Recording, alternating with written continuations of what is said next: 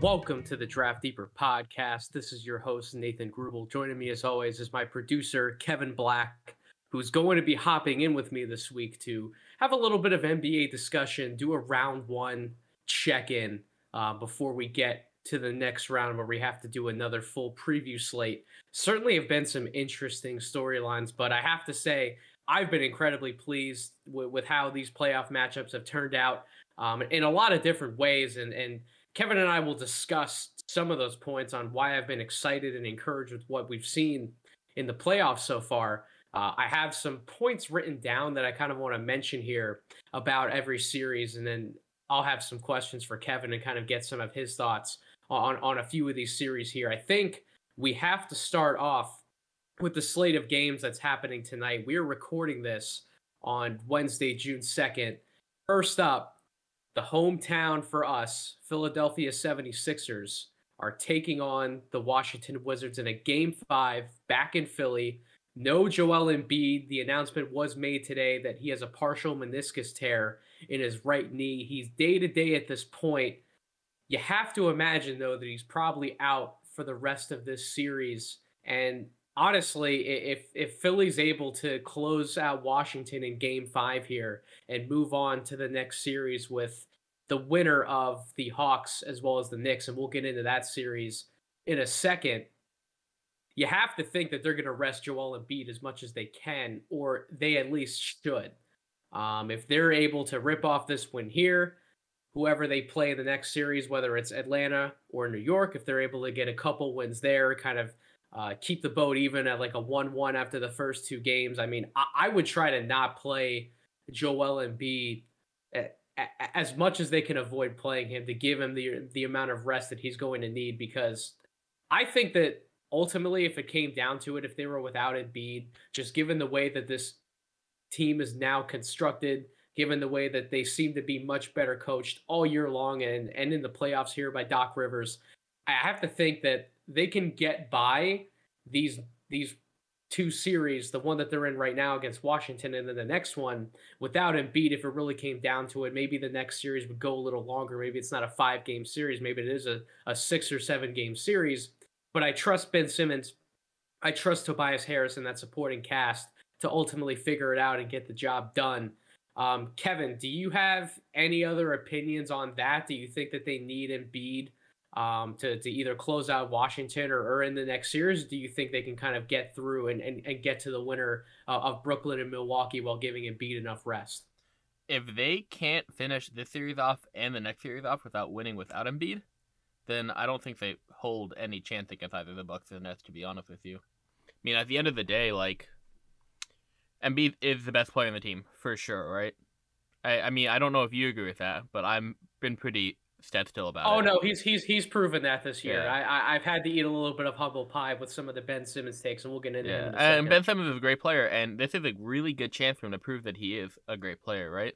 Tobias has been great all year, but this is Ben's team right now, and Ben should close out Washington tonight, and he should get at least 2 or 3 games up on Atlanta or New York before he has to even think about Joel coming back. I mean, what we've seen from Atlanta and New York is Atlanta's played well, but the series haven't been that good. I know we'll get into that in a little bit, and I'll have more opinion there, but, I mean, Philadelphia should have no excuse to not beat either. So here's the thing. 2 years ago, we know that Ben Simmons walked into a Brooklyn Nets arena and without Joel Embiid, completely angry at some of the comments that Jared Dudley had made. But regardless of the anger that he was playing with and the motivation that he had, he still put up a 30-plus point performance, got everyone involved while remaining aggressive, scored the points for his team that he needed to, and that Sixers team got the job done against, wow, this Washington team's definitely better than that Brooklyn team was because they have Westbrook and Beal. It's not like this Washington team is like light years ahead of that Brooklyn team. Like, they're pretty comparable units when you consider the depth that Brooklyn team also had to work with, despite not having a star at that time as comparable to Westbrook or Beal. Oh, no, I agree completely. Let me hop in here real quick. The NBA is fickle, though. You have to prove it every year. I mean, look at LeBron. LeBron gets criticized every year, and this offseason is not going to be good for him. it's not going to be good for Anthony Davis because if you can't prove it in the playoffs, even if you've proven it before, it doesn't matter. Oh, well, that Lakers team was absolutely hot garbage last night. We'll get into them when we talk about more of the Western Conference matchups. But yeah, I agree. You do have to come out and consistently prove it every year that you have it. And Ben Simmons, for some of the games this series where he's come out, he's set the tone, he's been aggressive from the jump. And for the first few games in the series, he maintained that aggressiveness and that consistency throughout the entire length of the game. Game 4 was a different story. He came out, was aggressive, but he ended up only taking 5 field goal attempts. And the rest of his attempts came from the free throw line when Scott Brooks was playing hack-a-ben towards the end of that game. And it's just like, where did that aggressiveness go? Like, I understand that Ben wants to get everybody else involved and he's there to make plays, as Doc Rivers pointed out to every single media member in that press conference. But at the same time, you're the guy. Like Tobias Harris is probably the best scorer that they have, the best pure scorer on the court right now without Embiid. But you're Ben Simmons, you're still the guy. You can still push the ball consistently in transition when you guys are able to get a stop. You're still capable of getting the rebound yourself, pushing the ball down the floor. You're faster than arguably anybody else on the court. Like, you should be putting up more points per game consistently, to your point, Kevin, than he is right now. And that's the kind of aggressiveness that Philly is going to need him to have, not only just in game 5 against Washington, but against the winner of the next series as they move on and keep advancing in the playoffs. Like, he has to be better than that. And the 5 from 20 from the free throw line, that doesn't help anybody. That certainly doesn't help him and his confidence in his shot. And I've never been somebody to hammer home that Ben Simmons has to have a jumper or he's not a good player in the NBA, because he's a great player. I've just always kept beating the drum that he has to remain consistently aggressive, attack downhill, put pressure on the defense, and show your defenders that you're willing to go down low and score the basketball or finish with a runner in the lane, whatever the case may be. Maybe sometimes you're pulling up with that fadeaway jumper from like 10 feet out. Whatever the case is, you have to remain aggressive and in attack mode, or else you're not going to be as consistent of a threat for your team as you can be. And that's the kind of leadership they're going to need from Ben Simmons in game 5. It's not just about the free throw shooting, which I think he's probably going to be better from the line this game, now that he has all of that noise cluttering his mind. After game 4 with that poor performance, he was 0 for 9 coming into that game, and then he was 5 for 11 in game 4. Yeah, he's got to be better than that. I think he will, but he has to also look to score more often. It can't just be, let's pass the ball around to the shooters. Let's let Tobias kind of do his thing one-on-one, because if Tobias goes cold, or some of those shooters go cold, as we've seen at other points throughout the season, if Danny Green isn't knocking down 3 or 4 threes, if Seth Curry isn't knocking down 3 or 4 threes, then what do you have? Then the other option is to play somebody like Tyrese Maxey, who came out in game 4, had 15 points on 6 or 12 shooting. You're going to have to lean on somebody like that more coming off the bench. And while there were certainly a number of people who called for Maxey to remain in that game, what if you pull Ben Simmons when he wasn't shooting from the line well and you put Maxey in the game? I kind of agree with Doc. I don't think you can just pull Ben because of everything else that he's able to do on the floor and help that team on both ends.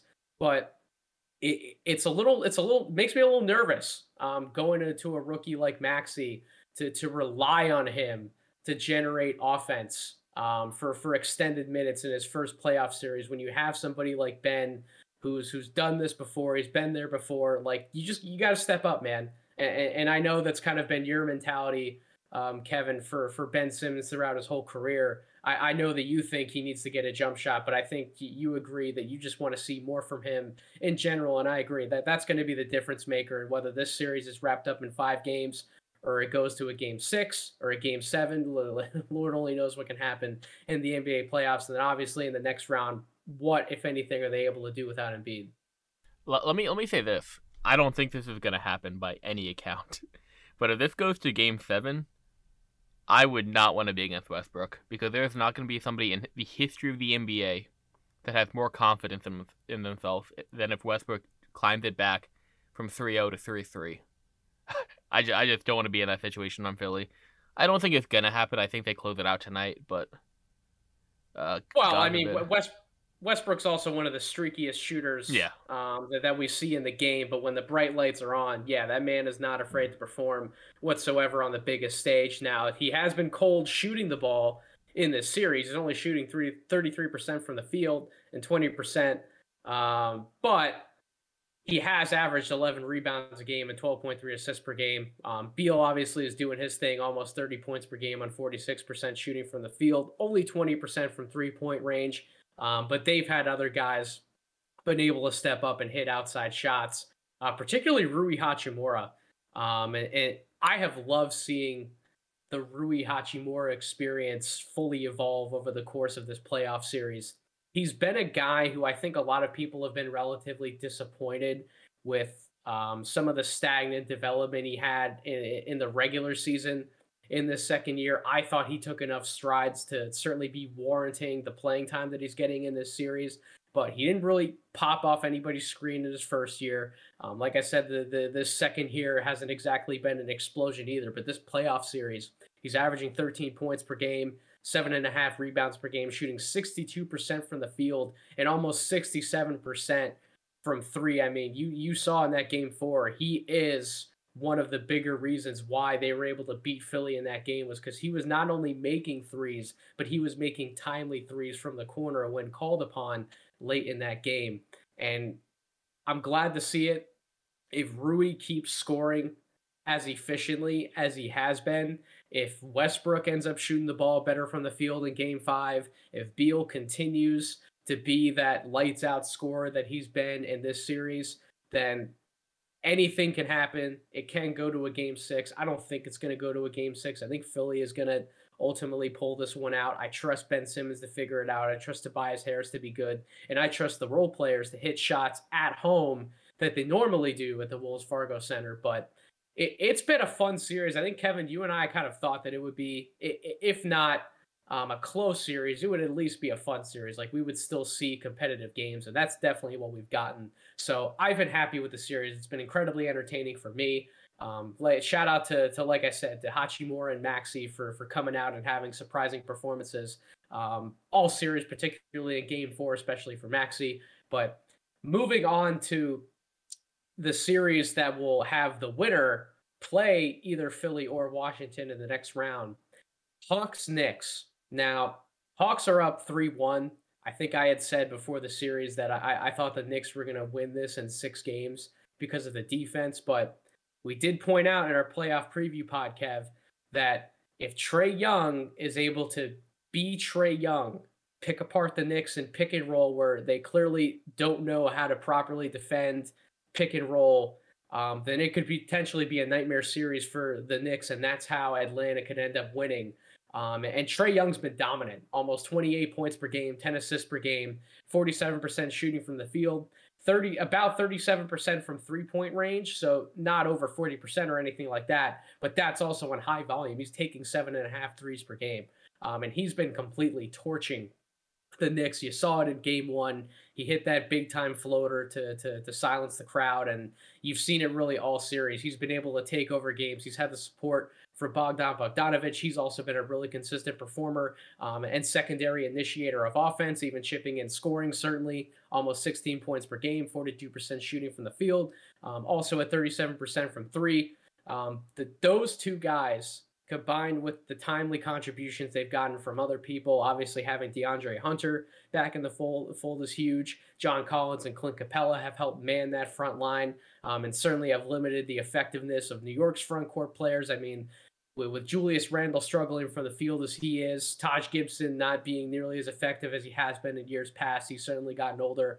The Knicks have relied so heavily on Derrick Rose to kind of go toe-to-toe with Trae Young, and to Rose's credit, he's averaging 23 points per game in the series, 5 assists per game. He's in the 50-50-100 club for the series, which is absolutely absurd. Like I know that Derrick Rose has been a dynamic scorer throughout his career, and since he's come back from all those injuries, he was proving at certain moments, especially with the Pistons, that he could still be a dynamic scorer. I didn't see a dynamic shooting performance from the perimeter necessarily coming from him, but he's been stroking it, and he's really been the reason why the Knicks have had any potential quote unquote hope in this series going into Game 5, coming back to New York, and being able to potentially stave off the Hawks from taking this series in 5 games in the Garden.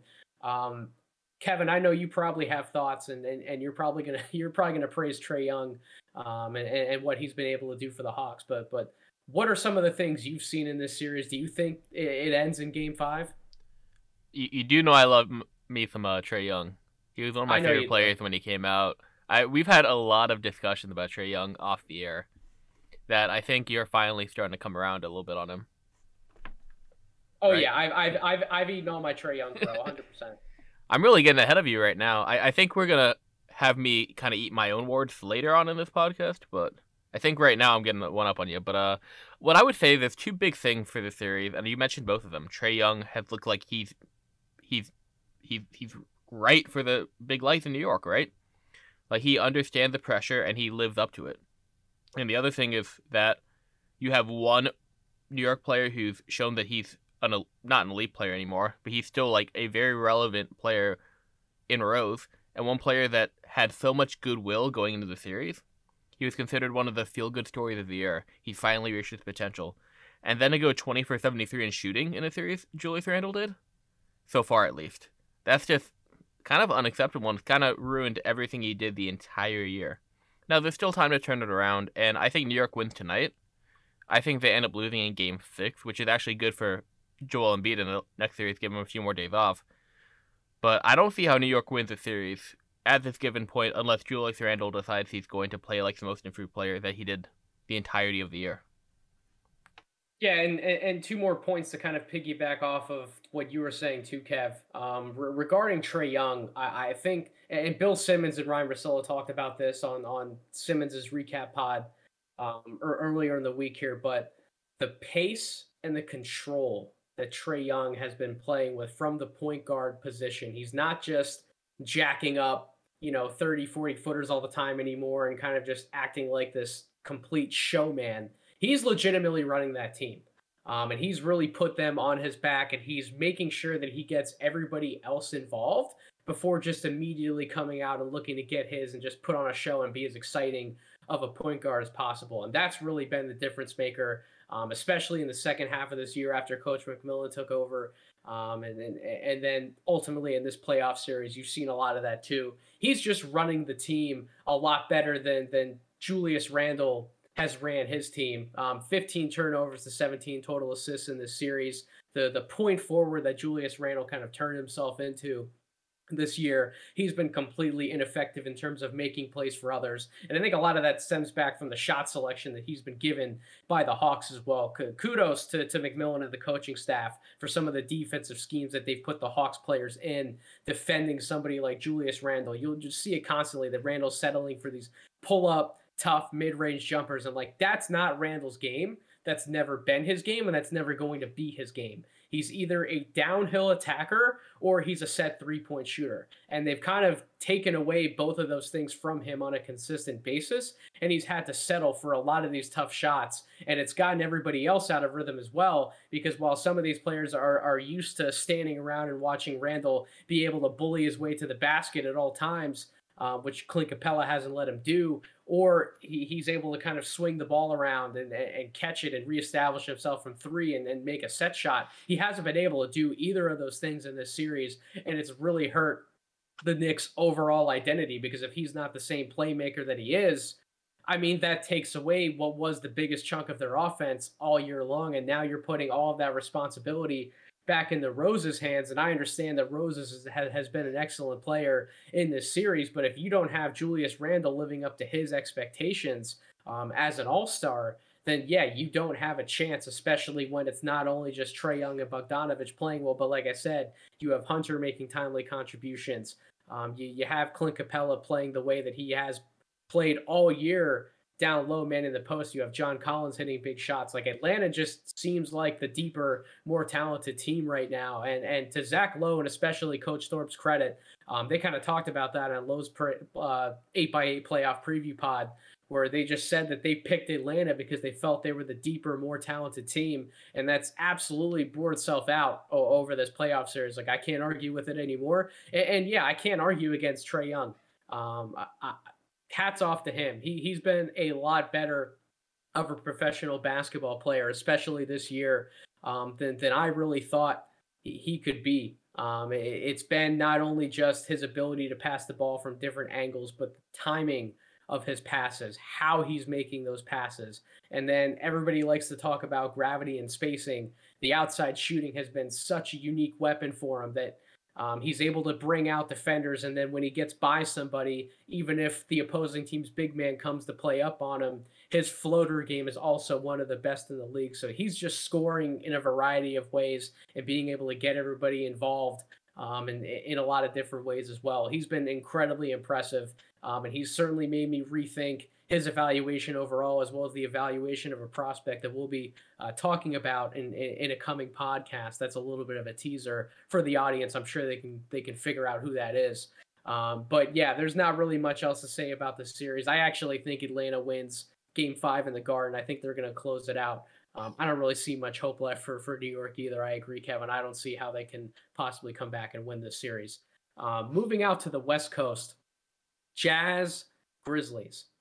Utah seems to have a stranglehold on this series. Donovan Mitchell has put the team on his back at this point, 28 points per game and 4 assists in this series. He hasn't shot the ball quite well, quite efficiently from the field in this series, but where he hasn't been able to hit shots at an efficient rate, he has been able to make shots from the free throw line and generate efficient offense that way. But even just the pressure that he's able to put on a defense with his pull-up shot-making ability, his ability to get downhill and attack the rim, as the lightning quick guard that he is, Memphis just doesn't necessarily have an answer for him. But the interesting thing is that Utah hasn't necessarily had an answer for John Moran either. In his first playoff series, he's averaging 31 points per game, 7.5 assists per game, only 22.7% from 3-point range, but 48% from the field overall. And I was just talking about Trae Young's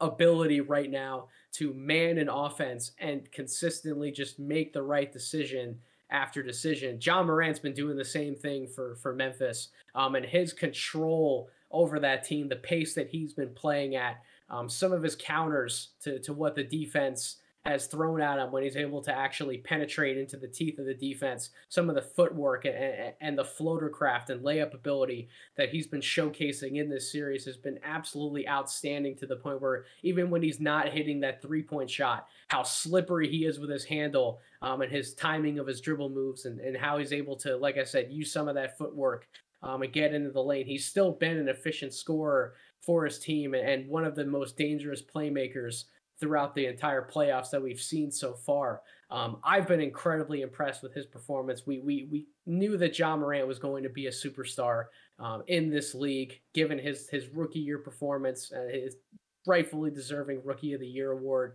But he's really come out and made a name for himself in these playoffs, and hats off to him. I guess my only question that I've had about this team, and I'll continue to have, we've seen some encouraging performances from Jaren Jackson and Dylan Brooks in this playoff series, but does he have enough around him in terms of potential star equity to ultimately make an impact in the future, not necessarily even in this series, or is John Moran really going to need some help down the line? I think the answer to that question, at least right now in the present, is yes. Utah just has too much firepower between Donovan Mitchell, Rudy Gobert, Bogdanovich playing well, Joe Ingles obviously playing well, Jordan Clarkson continuing to be the lights-out scorer off the bench, six-man that he is, rightfully earning that Six-Man of the Year award. I think Utah just has too much for Memphis. Kevin, do you see any way that Memphis can win this Game 5, or do you think Utah closes it out in this Game 5 tonight? Man, I want to be supportive, right? I actually feel bad for Memphis. We did them a little bit dirty by kind of not even talking about them in our previous playoff pod. We kind of just assumed Golden State would be there, and we have to Yep. think about anything, right? Man, as much as I want to have hope for Memphis, I don't see it. I think Utah is just a better team. I think for Memphis to win, if they're gonna win Game 5, it just goes off, and I think he goes off anyway. But I'm talking about like 50 points, 60 points. I just, man, I just don't see it. I mean, do you think that's the only way too, or? Yeah, Ja has to have the game of his life, similar to what Damian Lillard had last night, and you saw there. I mean, we'll talk about that performance when we get to Nuggets Blazers, but Dame had 55 points in a double overtime game, and they still ended up losing. So you and I can sit here and say, oh man, if Ja goes off for one of those 45, 50-point games and he just explodes and he carries that offense, sometimes that doesn't necessarily mean that your team's going to win the game if you're not able to play the level of defense that's required to win that game. And Utah right now, with so many of their weapons being as hot as they are, yeah, I think the depth is too much. I think this series is pretty much over at this point. But you brought up a really good point, Kevin, that we didn't even talk about Memphis in that preview pod. And before I was even a Sixers fan, I was a Memphis Grizzlies fan, going back to those grit and grind squads. And that's shame on me for not even bringing them up. John Moran's obviously been an incredibly fun player to watch. The amount of depth that's been able to step up for that team, some of the rookies that they've had, Desmond Bane, Xavier Tillman, have had moments not even just in the play-in tournament, but even in this first-round series here, especially Bane. Bane's been playing incredibly well for them and has been consistent, whether it's shooting, passing on the move, playmaking for others. He's really played an integral part and has kind of stuck himself in the middle of their 8-man rotation that they've kind of been going to. So hats off to role players and glue guys like them. But yeah, there's way too much firepower for Utah. They're going to close this series out, and I can't wait till we get to do a deep dive preview of the next round and kind of get into more of the numbers of what some of these series bore out, and I can't wait to go a little more in depth in terms of the Utah guys. But we'll move on to Clippers Mavericks, the last game that's taking place tonight on Wednesday, June 2nd. Series is tied up, and quite frankly, it's looking rough for Dallas with the health concerns for Luka Doncic, having some of that nerve damage really bugging him down and making it to the point where he's having trouble even lifting his head up, and trying to make plays for himself or others. He's in that much pain. Without him playing at full strength, I already thought the Clippers were going to win this series. To your credit, Kevin, you said that Luka was good enough to at least get them 2 games, and he certainly did that in this series so far. But if he can't step up and hit big shots and kind of be the Luka Doncic averaging the 32, 9, and 9, or whatever he was earlier in the series, I don't really see a path for Dallas to pull out another win here, especially if Porzingis doesn't step up. Only 15 points per game, shooting only 33% from three-point range, only 4 rebounds per game, and he's had 4 blocks total in the series in these 4 games. So he clearly has not been the second star that he needs to be next to Luka, the second star that the Mavericks envisioned he could be when they traded for him to bring him in from the New York Knicks. You can argue that the Clippers aren't worthy of being trusted, especially with what we've seen, particularly in last year's playoffs, but I really can't imagine that they blow it at this point, especially with Luka being as compromised as he is. What do you think, Kevin? Or do you think that Luka's going to be able to fight through it and carry his team to an upset? I'll say 2 things about this matter. I would say that Luka's good enough for sure, right? But Yep. I don't, like, when you have issues with your neck, right? Like, I feel like that makes it near impossible to even play basketball. The fact that he's still going out and putting in the performance he is just a feat in itself. And with neck injuries like the one he has, like, all it takes is him having one little flare up in Game 5, and he's out for like a long time. Would you agree? Yeah, I agree, and honestly, I know Luka wants to play. I know the Mavericks want to win games. I know they saw an opening at the beginning of this series to come out and upset the Clippers and possibly even win it. I don't know if I'd play Luka at Yeah, this point. Like I I don't wouldn't. know if I don't know if compromising his future is really worth it. Listen, Luka's going to be a great player, a great player, super duper star for a long time. They're going to have their chances. They can keep retooling the roster. Mark Cuban's one of the best owners in all of sports. They still have a really smart front office management group. Rick Carlisle is still one of the better coaches in the league. Like you're gonna have plenty of cracks at this. Like I don't know. Not that you can necessarily just lay down and let the Clippers win the next two games, which to the Mavericks' credit, they have enough players on that team to where they can at least fight and be competitive Yeah. in some of these contests here. But yeah, I agree with you. I wouldn't necessarily play Luka if he's not able to, or if there really is serious implications that could be for his long-term health. So there's really not much else to say about this series. I do have a part two though. Oh, okay. Do you think with what we've seen from KP this series that it's time to just move another direction? Because Luka obviously is a star. He's probably the face of the NBA moving forward, like given a few years. But what you have around him is not good enough. And with how stars are in this league nowadays, if they don't start winning soon, they're gonna run a risk of losing him. Like, what do you think they need to do moving forward? Well, there's no doubt they're going to retool the roster. I don't quite know what that means for Porzingis. I don't know if they can even trade him for some kind of quantity back at this point, given how poorly he's played in the playoffs here.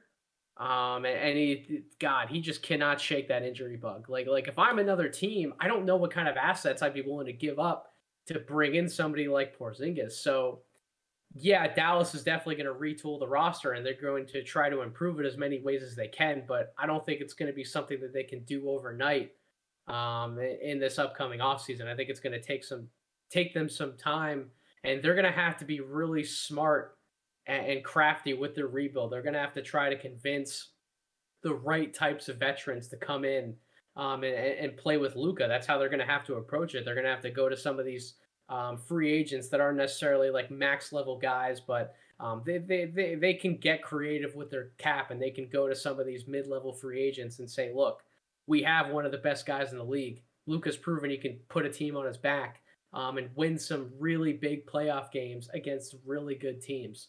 Like the Clippers are by no means a bad team. They're one of the better teams in the league, and they absolutely have a chance in their own right to make the finals, just given how their roster is constructed. So Luka being able to win these games and have some of these performances that he's had, even going back to last year in the bubble, that is a selling point for some of these guys, but they're going to have to approach free agency very carefully. And if there is a chance that they can get some sort of, I don't even know if I'd say decent package, but like somewhat decent package back for Porzingis, I think they kind of have to pull the trigger at this point. I don't see Porzingis being the right second banana to Luka at this point. I just think that given the failures that have happened, given the injuries that he's had in Dallas and the expectations that have been put on those two as a duo, whether they're unfair or not, just given Luka's credibility as a super duper star, I don't see any way in which they're not going to retool the roster at some point. But whether that package is there this offseason,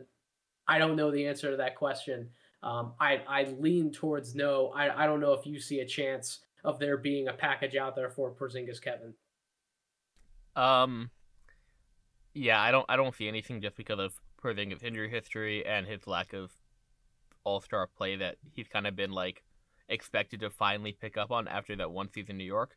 I just see it being like a situation where they're not going to get what they want from him, but they may have to get him out of there just to kind of free up other areas.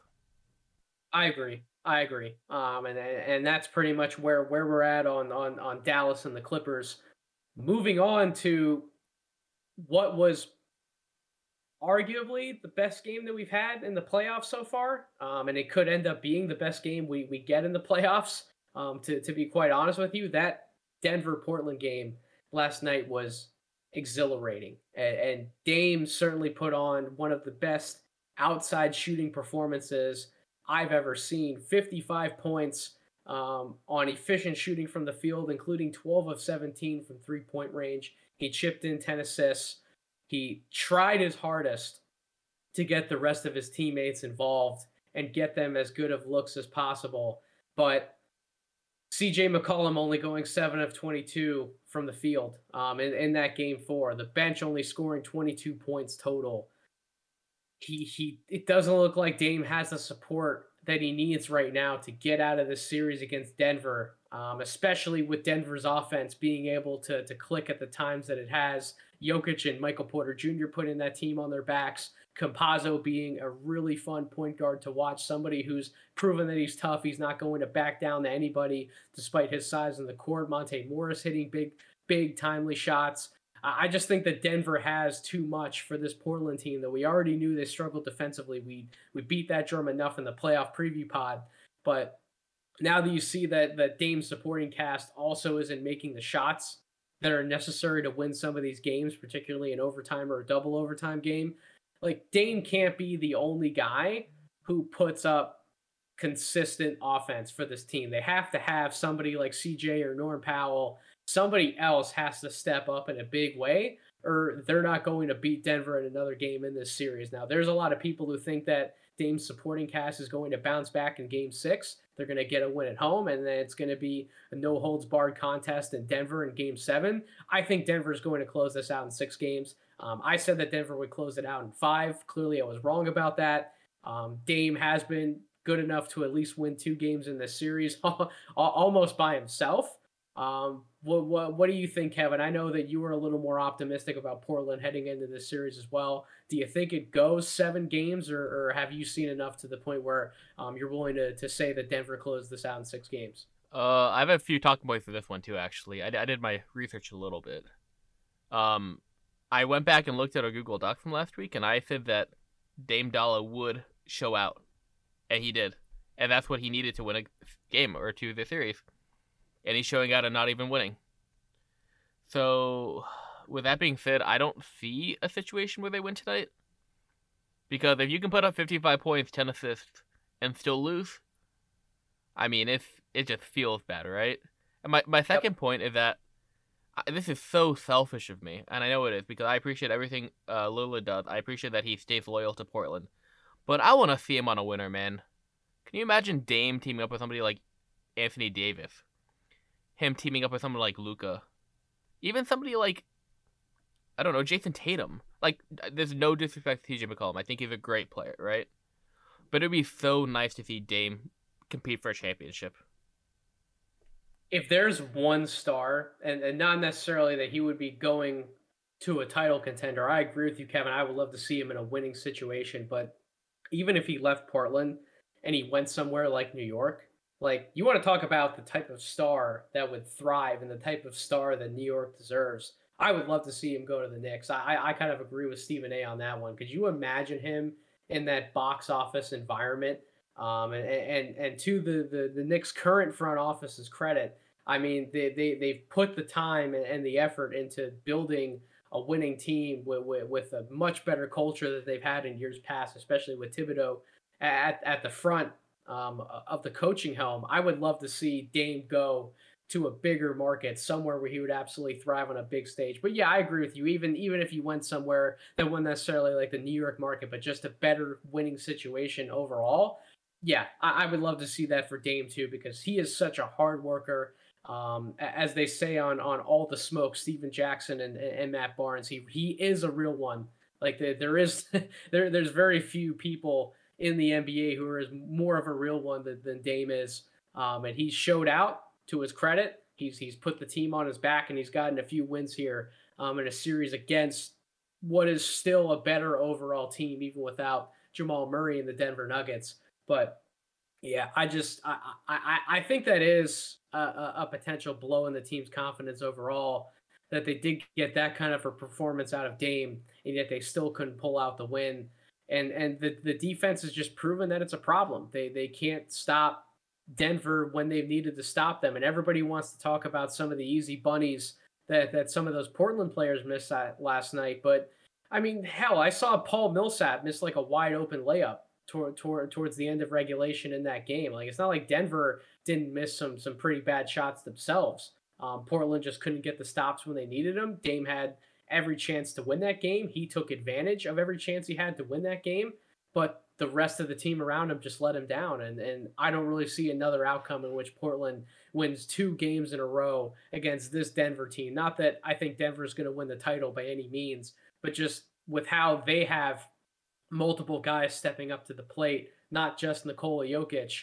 I just think there's too much firepower against a team that's that bad defensively for them to pull out 2 wins here. So I think Denver's going to move on. I think Denver's going to close it out in game 6, and we'll see what happens. Maybe Dame surprises me again, because it's not that I want to bet against him. I'd never bet against Dame.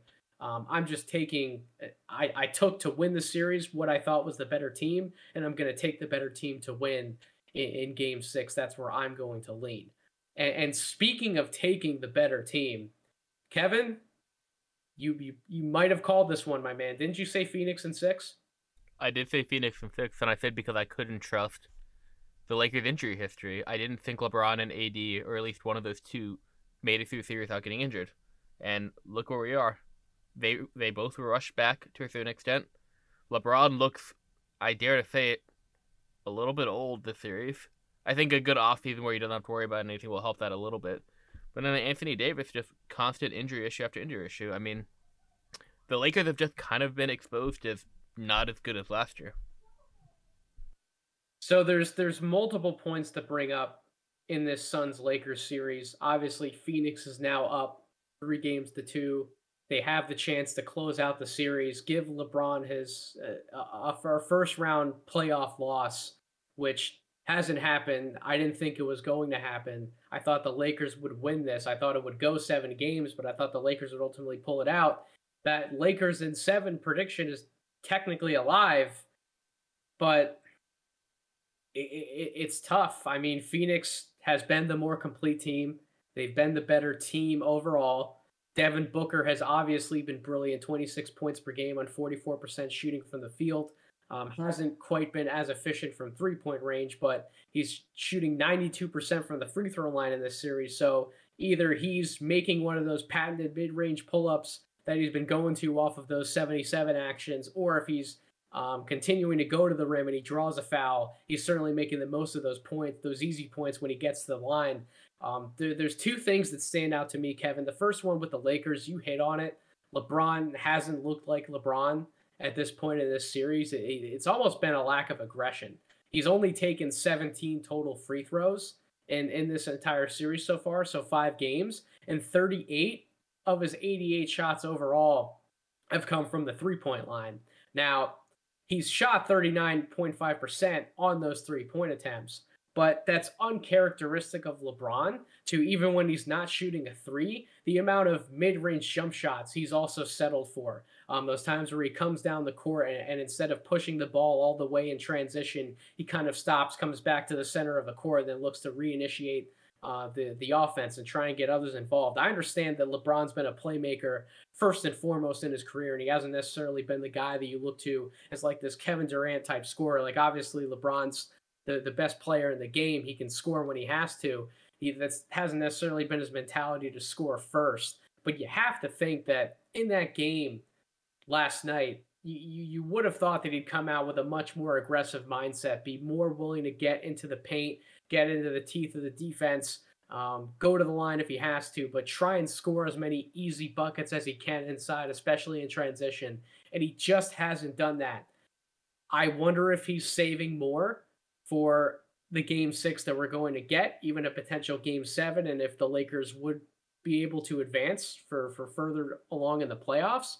But it is fair to say that LeBron hasn't looked like LeBron in this series. That's not an egregious statement to make. So that's clearly brought the Lakers down, on top of what everything's been going on with Anthony Davis. Obviously, the game 1, the egg that he laid in game 1, and now the fact that he is hurt right now, wasn't able to play in that game 4. The other thing for Phoenix, besides Devin Booker's brilliance, besides what I would call the CP3 or the Chris Paul effect, where he just has everybody in the right spots at the right time. He's keeping everybody motivated, the vocal communicator that he is. He's kept up the intensity. DeAndre Ayton has played incredibly well down low for the Lakers, even when Anthony Davis has been in the game against Andre Drummond, against Marc Gasol. He's putting up 17 points per game on 80% shooting from the field, and he's also been arguably the best rebounder in this series at 12 rebounds per game, even though that you can technically say that Drummond got the best of him on the boards last night in game 4. Overall in the series, it's been DeAndre Ayton's been the best big man in the series, at least the most consistent big man. And that to me has happened because Phoenix has simplified his role so much, especially this year with Chris Paul, where they've said, look, you're the more physical presence, you're the better athlete, you're the vertical spacer at the rim, you're the lob threat. You can set screens, be involved in the pick and roll game with Chris, and look to finish at the basket. Other than that, we don't need you to do much more on offense. Save a lot more of your energy for cleaning up the defensive glass, making plays on the defensive end when you have to. Save the energy for when you get switched onto a perimeter matchup. They haven't asked him to do a ton on offense. They've simplified his game. They've eliminated those perimeter jump shots. He hasn't been taking those mid-range shots. I don't even think he's attempted a three-point shot in this series, and that's been all the better.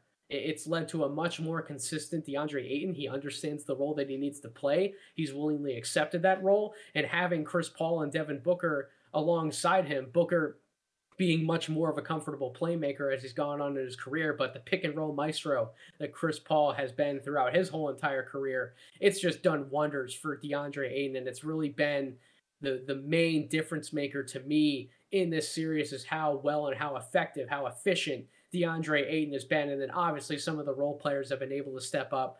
You and I, Kevin, are big fans of Mikal Bridges. Cam Payne has stepped up and hit big shots. Cam Johnson has hit big shots when he's been called upon. For all that Jay Crowder's been a little streaky in this series, he certainly picked it up in Game 4. And I would be willing to bet that he's going to continue to hit big threes in Game 6 and beyond here.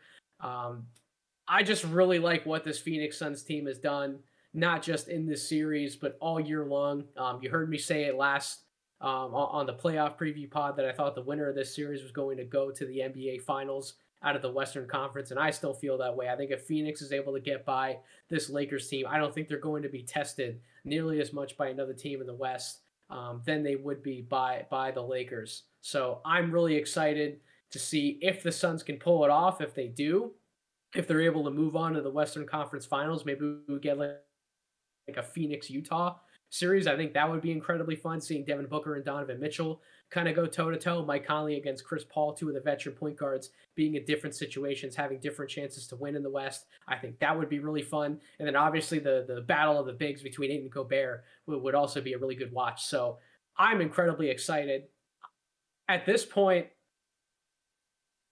I will change my mind. I'll have the Phoenix Suns ultimately winning this series, but, and I say the word but very carefully, and I'll get your response to see if you think this is possible, Kevin. Just given the media narrative that's building on LeBron James heading into this Game 6, seeing that he hasn't been as aggressive, but me knowing LeBron, that he always has something in the tank to give, I just wonder if he's gearing up to have one of those like Game 6 types of performances that he had against the Boston Celtics years ago when he was in Miami. I just wonder if we're going to get that level of a scoring performance out of him, and he comes out guns blazing in this Game 6. He puts that Lakers team on his back, and then anything can happen in a Game 7, regardless of whether he has AD or not. I think the potential is there for LeBron to put up one of the best games in his playoff career in this Game 6. I don't know if you leave the door open for that happening, Kevin, or if you think the series is over. Well, I think he has to. I don't think there's a situation where the Lakers win tonight, or they play tomorrow night, right? Correct. Yeah, I don't think there's a situation where they win tomorrow night if LeBron doesn't put up an all-time great performance. Because the team just isn't deep enough without AD. You can tell, like, they've kind of lost a lot of their roster because of all the trades, and that helped them win last year, so it's definitely worth it. When you win a championship, it's worth everything you give up. But you can kind of tell the roster just is a little bit rough this year. But I also see a situation where LeBron goes out there tomorrow night, puts up 45, 10, and 10, let's say, right? And they can still lose that game. Yep. Him putting up 45, 10, and 10 doesn't mean anything if his teammates don't actually put in performance. And Drummond's been streaky. He had, like you said, he had a great Game 4, but he's looked like he looked like not himself to a certain extent this series. And I think the whole Kuzma's looked awful. What was a Game 3 when Kuzma just had an awful shooting performance when AD went down? I just think everybody on the team needs to step up, and I don't think LeBron having an all-time great game is going to truly be the defining factor of this game. Yeah, and it's this. Yeah, you bring that up. You mentioned if he had this excellent game, they can still lose, and I agree. It's the same thing with Dame. Like Dame's looking around his lineup and he's seeing guys who are capable of taking and making big shots. Like Dame has guys like CJ and Norman Powell and Robert Covington in that lineup with him, and LeBron has guys who are capable, like Morris, like Kuzma. But at the same time, he also has to lean on guys like Caruso, Taylor Horn Tucker. Like he has to rely on some of these role players that you wouldn't necessarily think of in the same respect as you would, like a Mikal Bridges, a Cameron Johnson, even the way that Cameron Payne's played in this series. Like Booker and Chris Paul just have a lot more around them right now than the Lakers are able to throw out there. And the other guy that really needs to step up is Schroeder. Schroeder has to be lights out in this game 6. He has to be not chucking up shots from all over the place in the perimeter. He has to continue to dissect that Phoenix defense, get into the paint when he can, and look to finish efficiently.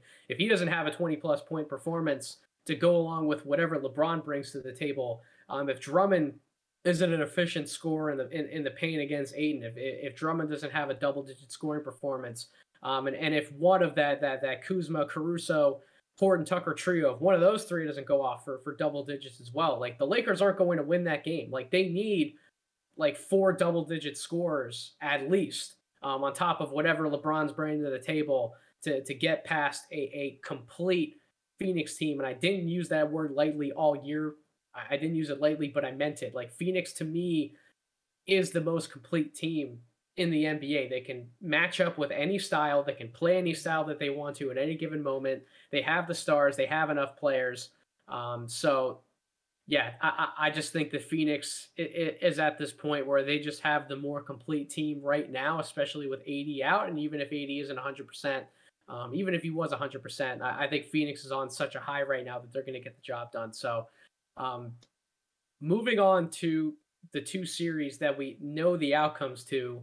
One, we knew the outcome to last night, Brooklyn and Boston. The other that we knew the outcome to a few days ago now at this point, and we'll save that series between Milwaukee and Miami for last. I'll let you get your thoughts in on that one, Kevin. But Brooklyn beat Boston 4-1. We know that they're moving on to the next round, and we know that Boston is seeing some wholesale changes to their coaching and front office staff. Danny Ainge is stepping down from his role as head of basketball operations. Brad Stevens is moving up into that role, and they're going to embark on the search for a new coach. That really shocked me. Not necessarily. I agree with Kendrick Perkins. He was talking about some of this when he was on the Jump earlier today. Not necessarily that Danny Ainge stepped down, but Brad Stevens moving up and them looking to a brand new voice at the head coach position to lead that young team with 2 young superstars. And Jason Tatum and Jaylen Brown moving forward. That did surprise me. And I don't really know where they're going to go next as far as a head coach. What I do know is that if Jaylen Brown was healthy enough, I think that they definitely would have pushed Brooklyn to at least like 5 or 6, at least like 6 games. I don't know if it would have won a 7th game, but I think it would have at least won 6 games. But man, Jason Tatum, Kevin, doing what he did in that series, averaging almost 31 points per game, 6 rebounds, 5 assists, shooting 42% from the field, but 39% from 3 and 92% from the line. Again, just like Devin Booker, when he's able to get inside and draw a foul and get to the line, he was making the most of those opportunities. He was a flat-out baller throughout that whole series, and he really stepped up in my mind and solidified himself. If he wasn't already in everybody's minds as like a top 15-ish player in the NBA, he definitely is now. And he is one of the best building blocks any new head coach could have to work with moving forward. Did the news surprise you, Kevin, as much as it surprised me, at least with like the Brad Stevens stuff? And what are some of the thoughts, if any, that you want to contribute into how that series ultimately went? Yeah, I think we share the same sentiment that I'm not surprised Ainge is stepping down. But Brad Stevens moving upward, especially after such a rough year, just I think shows how high in regard the organization feels about him. And I want to kind of stem back to like his reasoning, which makes me believe that maybe he's actually going to come back to coaching later on. He just said he was worn out of coaching from the bubble, which I get. The bubble was a really tough experience for a lot of people, and I think us as outsiders don't understand the full extent of it. Because I know like LeBron's talked about how tough it was. We've seen countless stars talk about how the bubble wasn't this cakewalk that everybody thought it was. There's a lot going on in there that was tough to deal with. But I just see a situation where maybe things go bad like in year 2 of this new coach, right? And Brad Stevens is probably going to step back in and be the coach if they have to fire somebody mid-season, right? That would make sense to you. That could be a possibility. I think that they're going to take the time to find a proper successor. It's a possibility. I don't think that that's ultimately going to happen.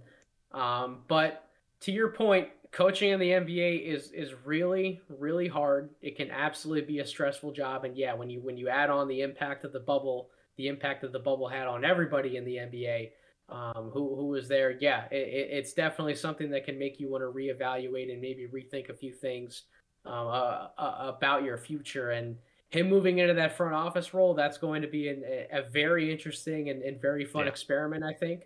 And Brian Windhorst mentioned this as well for ESPN, that while the Celtics have had great winning success, not necessarily making the finals, but making these deep playoff runs, they've been outbid in what is the Eastern Conference arms race in recent years. So they definitely need to do a better job team building from a front office perspective, and there will be changes. There will be wholesale changes. Well, that was the one thing I was going to say about the series. I think this is the last time we're ever going to see Kemba in a Boston uniform, to be honest. I don't think Kemba's going back. Could be the last time we see Kemba in a Boston uniform. I think it's the last time we see Marcus Smart in a Boston uniform. I definitely think he's going to be on the trade block.